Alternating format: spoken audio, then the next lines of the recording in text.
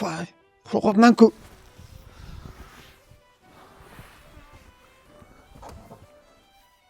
Voy, uxlab qolibman-ku. Shifoxonaga borishim kerak edi.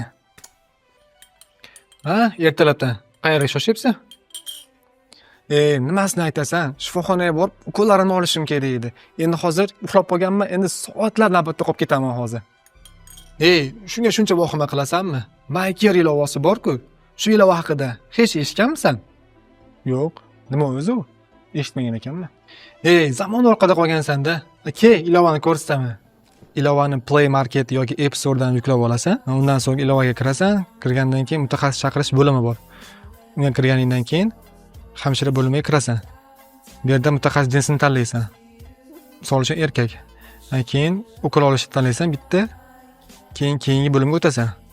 O'tgandan keyin yoshingni kiritasan. 25 yosh. Bu bo'limda o'zing jinsingni kiritasan. Undan keyin hamshiraning kelish vaqtini belgilaysan, hozir yoki boshqa vaqt. Keyin uy raqamingni kiritasan. Undan so'ng keyin bo'limga o'tasan. Bosganingdan so'ng buyurtma berasan. Keyin senga eng yaqin bo'lgan hamshirani ilova tezda topib beradi. Zo'r ilova ekan-ku. Aytmaganingni qara menga. Endi hozir yuklab olib bundan foydalanaman.